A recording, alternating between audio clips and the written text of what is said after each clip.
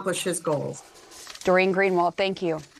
I want to discuss more now with Democratic Congressman Sean Casten of Illinois. Congressman, thanks for being here. How do you view what's happening right now with federal employees in the government?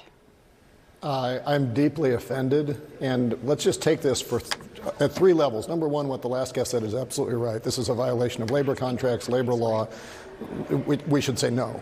Number two, from a national security perspective, what possible good comes from asking people who are doing classified work to report through an unsecured email server what they were doing last week, which is why the Secretary of Defense, the head of the NSA, the head of the FBI have all told their employees not to comply.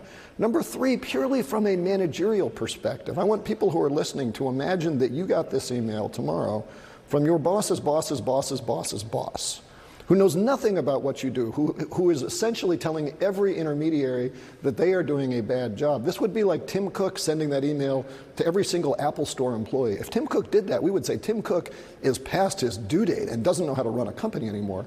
That's the issue right now. So my strong advice to all of our federal employees is you took an oath to the Constitution, you took an oath to your country, you did not take an oath to this sundowning and incompetent person running the White House. I'll ask you what I asked Doreen. I've been hearing from people all over the country in response to this. We've seen some of these town halls with members of Congress where they've gotten a little rowdy, and there has been backlash, but there's also been some constituents there of different members of Congress who are applauding this, and they're enthusiastic about what's happening with the federal government right now. What do you say to those Americans? Well, I can tell you, having done a town hall of myself last weekend, there is tremendous fear. There is tremendous anger.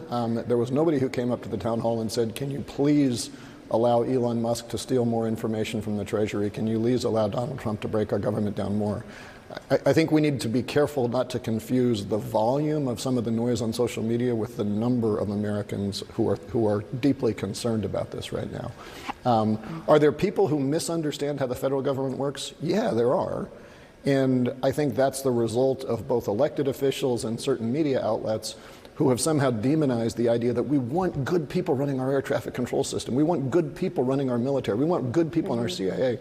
Telling those people that they are valueless unless they provide, sort of office space level TPS reports is, you might as well be carrying out Russian foreign policy. That's interesting. And you said you just had a town hall recently. I wonder, as a member of Congress, have you ever seen the kind of response to what is happening in Washington like you have seen with this from your constituents?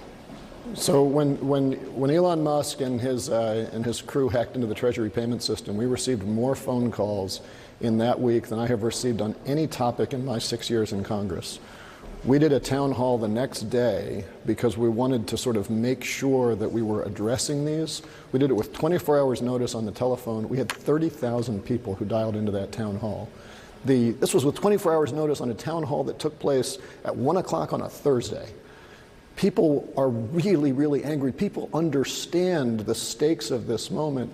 And I would just remind everybody that the vast majority of Americans, regardless of who they voted for, are not under any illusions about whether Russia is our enemy, are not under any illusions about whether the good guys won the Civil War, are not under any illusions about whether competition in a meritocracy is the right way for us to grow. And as long as those good people are making their voices heard, we're going to be okay. But people are understandably afraid right now. I want to follow up on Russia. You mentioned that a couple of times. Today marks 3 years since Russia's invasion of Ukraine. Some of the Trump administration's top officials were asked if Russia started the war. Let's listen to how they responded. But fair to say, Russia attacked unprovoked into Ukraine 3 years ago tomorrow. Fair to say it's a very complicated situation. We all can agree that nobody wants to see a bully win and win more territory. Can you acknowledge that Russia is the aggressor here? Well, you know what? Who would you rather having go toe-to-toe with the likes of Vladimir Putin, Kim Jong-un, Xi, or anyone else? Joe Biden or Donald Trump? He's the deal maker in chief. The war didn't need to happen. It was provoked. It doesn't necessarily mean it was provoked by the Russians. Congressman, what do you think is going on here? Why is the Republican Party parroting the talking points of the Russian government? I mean, these are Russian propaganda points. It is insane to say that when Russia invaded Crimea, when they invaded again, that Ukraine was the aggressor. I would also point out that when we provided aid to Ukraine, we decimated the Russian army without putting one American's life in harm's way. We provided military assistance, we had provided intelligence. As a result of that, we strengthened the post-World War II order. Finland, Sweden, who had long been not in NATO, made a path to join NATO because they understood the existential threat created by Russia. In 35 days, Donald Trump, with the acquiescence of the Republican Party, has undone that.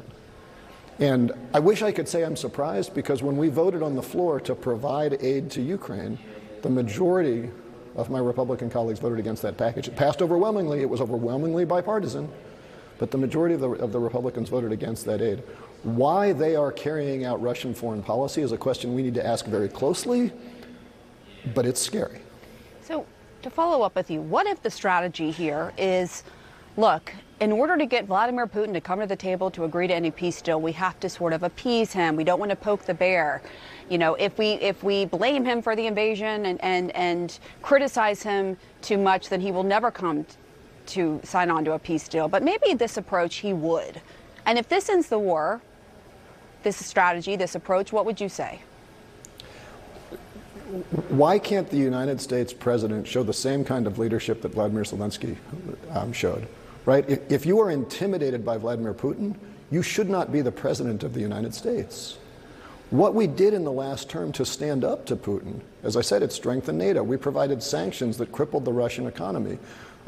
We are on the way to actually making sure that we drastically weaken the only other country with the ability to blow up the entire world with nuclear weapons. This is the existential threat to the United States. If you find it hard to stand up to Vladimir Putin, then by definition you are incapable of being in a position of leadership in the United States representing the United States interests. One more to follow-up. talk about this as saying we need to bring an end to this war, we don't want war, but they took land from Ukraine. If Ukraine says the war is over, the war is over. Telling Ukraine we are going to force Russia to take that land says we're going to get rid of the entire post-World War II order. There's a senior Ukrainian official also telling CNN that a deal to give the U.S. rights to minerals in Ukraine is in the, quote, final stages. It's unclear if the U.S. will provide any security assurances to Ukraine in exchange. Initially, that wasn't part of the deal. What do you think about this? Do you think this approach could help resolve the conflict? You've heard of some of Donald Trump's officials in the administration say Russia doesn't like this deal at all. I would rather see long-term peace with a partner in Europe than a short-term extraction contract to make a few